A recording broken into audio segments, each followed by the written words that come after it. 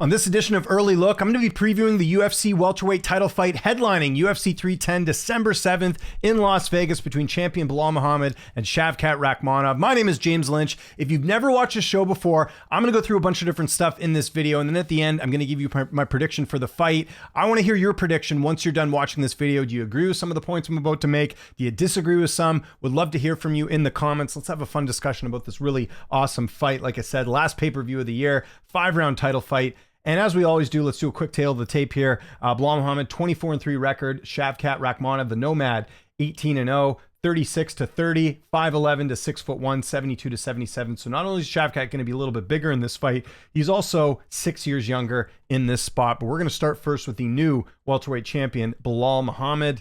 So I mentioned his record there, 24-3 with 1 no contest. Of course, that no contest, the eye poke with Leon Edwards in their first fight. He's going to have no major advantages in this fight from like a physical standpoint. He's got a few more fights, a little bit more experience than Shavkat. That's about it. Trains at a Chicago fight team, and he's the current welterweight champion, like I mentioned, first UFC champion of Palestinian descent, or Palestine descent. I don't know how you say that right. He's got performance of the night 2 times against Takashi Sato and Sean Brady. He's got fight of the night 1 time against Alan Jouban, and he's got the most unanimous decision wins in UFC welterweight division history at 11. Quite the accolades. Belal made his amateur debut way back in, whoops, we're going too far down. Why can't I get my mouse? There we go. Got it back. Made his amateur debut way back in September of 2010. Made his pro debut in August of 2012. Made his UFC debut in July of 2016, which I think was a bit of a short notice fight against Alan Jouban. He's 14-3 in the UFC. He's got 3 stoppage victories. Some notable wins for Belal include Damian Maia, Stephen Thompson, Vicente Luque, Sean Brady, Gilbert Burns, and most recently, Leon Edwards. He's also got a couple losses. I mentioned Jouban. He also got knocked out by Vicente Luque at UFC 205 and lost a decision against Jeff Neal, his last loss, which was January of 2019, so a while ago. He's had a few layoffs throughout his career. If you remember when he defeated...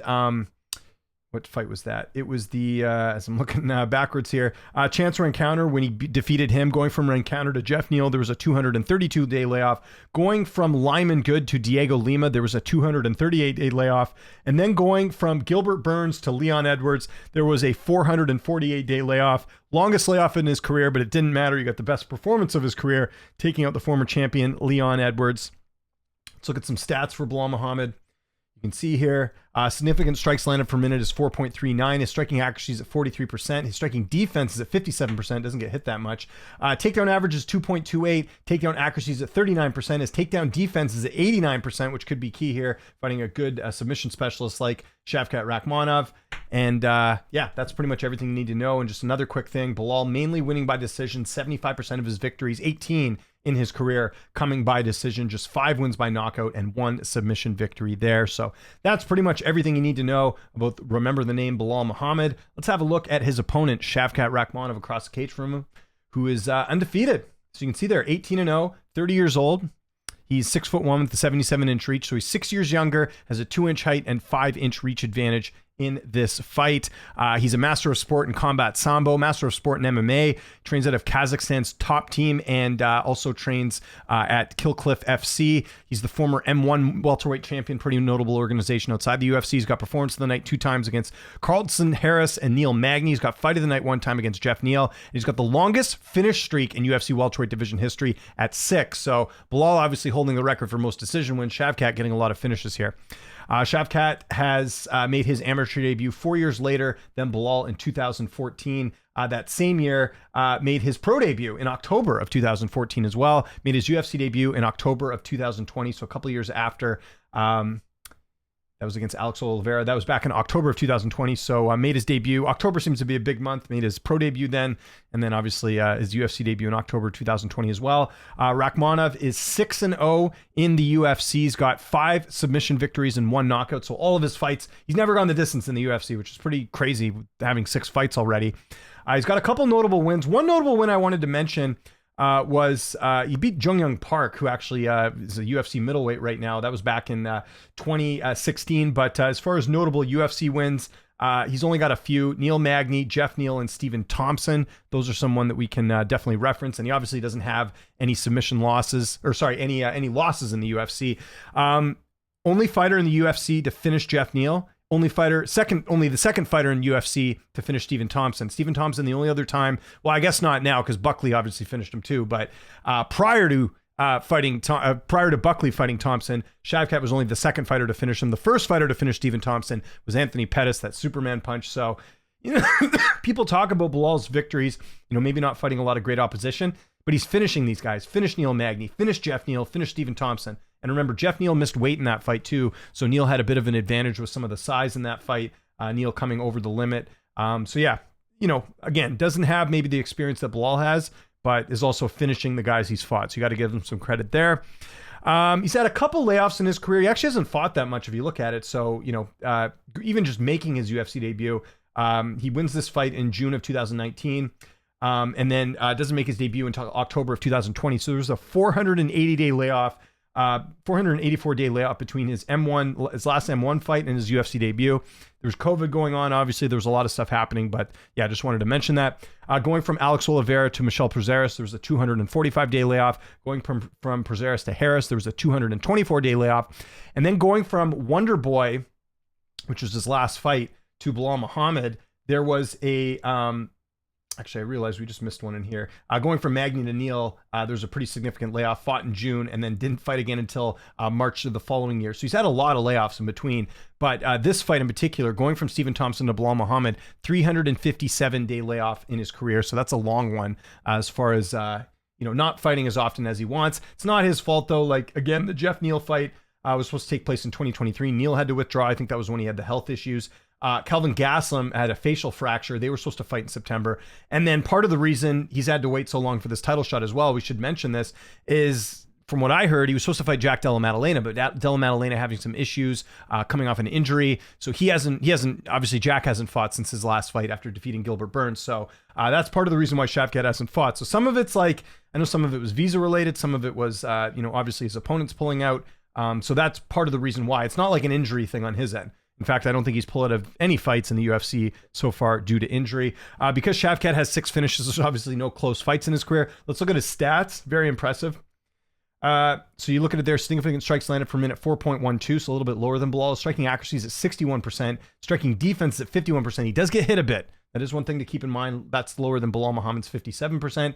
His takedown average is 1.49. His takedown defense is at 100%, and his takedown accuracies is lower than Belal. It's at 29%. His sub-average is 1.8. And again, just quickly looking at most of his wins, he's got 8 wins by knockout, 10 wins by submission. So more submission wins than knockouts, but certainly very exciting fighter. Okay, let's get to the odds. As I'm sure some of you would expect, Belal Muhammad on most books right now is the underdog.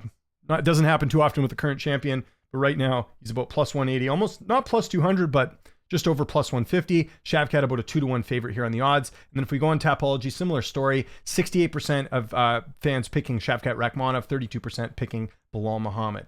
So which way am I going on this one? Well, I will mention before I give you my pick that I have never picked against Shavkat Rakhmonov in any of his UFC fights. Now, granted, that's not a brag. I'm just saying you can kind of understand where I'm coming from. Because Shavkat, I think, has been favored in every single one of his fights. So it's not like I'm a genius or anything like that, but I'm just setting this up because I'm actually picking Belal Muhammad in the spot. Now, look, some people might call me crazy. I did pick Belal Muhammad against Leon Edwards. Some of that was potential, him, getting a lot, better fight to fight. The age does concern me a bit here with Shavkat being younger. And I think I don't even think we've seen the best Shavkat yet, if I'm being completely honest. I think he'll look even better in this fight, but there's a couple of reasons why I think Belal wins this, and here's why. Let's go through some of the stats here. So first and foremost, I think Belal's going to win a decision. The reason I say decision, if you look at the stats, 75% of his wins are by decision. He doesn't finish a lot of his opponents. And yeah, Shavkat does get hit a lot, but I don't think Belal really has the power to knock him out. Certainly doesn't have the ground game to submit him. So I don't think we'll see a finish there. I think that's a pretty reasonable take. Shavkat has never fought 5 rounds. And, he hasn't even had to prepare for 5 rounds. He's never been in a main event. So that's another thing to keep in mind. Will he have the cardio for 5 rounds? He might. I'm assuming he will, but we don't know. Like, we haven't seen it, whereas Belal has consistently had a lot of 5-round fights. So you have to think, if Shavkat can't finish Belal early, how's that fight going to look in the later rounds? That's another thing to consider. Belal's never been submitted. I mentioned the more submission wins for Shavkat. Belal's only been finished once in the UFC, and that was back in 2016. I know technically that fight with Leon Edwards was a, it was the no contest, which I guess stopped the fight. But Belal's only been knocked out by one guy, and that was Vicente Luque in a fight that he ended up getting a rematch in years later and ended up winning. So yeah, he's only been knocked out the one time. Kind of what I'm getting at here. Belal's pretty durable. Even Jeff Neal, who we've seen knock guys out, wasn't able to finish Belal in that fight. So I would say that Shavkat finishing Belal, it's going to be a tall task in this fight. Not to mention the layoff for Shavkat. Hasn't fought since last December. Belal's been a little bit more active. I think that plays into Belal's favor. And honestly, Belal has fought better competition. If you look at some of the names that he's been in there with, Leon Edwards, Gilbert Burns, Sean Brady, Vicente Luque, Stephen Thompson, Damian Maia, they're all ranked opponents. Fought Leon the first time as well. Shavkat has 3 ranked wins: Neil Magny, Jeff Neal, Stephen Thompson. He finished all those guys. So while Shavkat's victories have been more impressive in terms of finishing the fight, Belal's also just fought more fighters and has had sort of a longer road here. And I think Belal's also forced himself to get better. I mean, that's another thing I think I weigh a little bit in this fight is Shavkat's never lost. He's never had to force himself to get, in those uncomfortable positions and become better. Belal has. He's had a few setbacks. So I think there's something to that as well too. And yeah, that's pretty much what I mean. To make this in the simplest form possible, I don't think Shavkat will finish Belal early, and I will favor Belal in a 5-round fight over Shavkat for the simple fact that Belal's done it. Shavkat hasn't. So that's really what this comes down to. Now, could Shavkat be the first fighter to finish Belal? Absolutely. I'm not doubting that he can't finish Belal. I'm just saying what's more likely. What's more likely is Belal survives and ends up winning a decision in this fight. It's also possible, I suppose, that Belal could get a late finish if Shavkat gets tired. But again, I can't comment on something I haven't seen, which is Shavkat going 5 rounds. So that's why I'm leaning Belal in this fight. I get the odds because, again, Shavkat hasn't lost. I mean, the odds makers, they certainly put stock. And let's even look at the line right now. It's pretty much stayed the same, right? I can understand why people are picking Shavkat and why he's the favorite because of that finishing ability. I just think that's a tall task against a guy like Belal who's proven to be pretty durable throughout his career. So my official pick on this fight is going to be Shavkat Rakhmonov losing by decision to Belal Muhammad. I said that backwards, but it's all good. So I want to know what your prediction is in the comments below, not just your pick. A lot of people are going to be picking Shavkat. I'm once again going against the grain. It worked out for me well last time when I picked Belal against Leon Edwards, but I might be wrong about this one. But I just feel that Belal, especially how he looked in that last fight against Leon Edwards. Now, I do think Shavkat's going to be a much harder opponent than Leon. I think there's a lot of potential with Shavkat, and I don't think we've seen the best version of him yet. But like I said, I think it's going to be tough for a guy to finish, like a guy like Shavkat to finish Belal so early when he's proven to be very, very, very dangerous. But you never know. Could be wrong on this one, but let me know in the comments your prediction for this fight at UFC 310. And also let me know if there's any other fights you want me to preview that are coming up. Obviously I do the title fights and some of the bigger names, but if there's a fight you're really interested in, you want me to do the same type of format here, just let me know in the comments. Follow me on Twitter, TikTok, Instagram, @Lynch on Sports. My name is James Lynch. Thank you so much for watching, and I'll see you next time.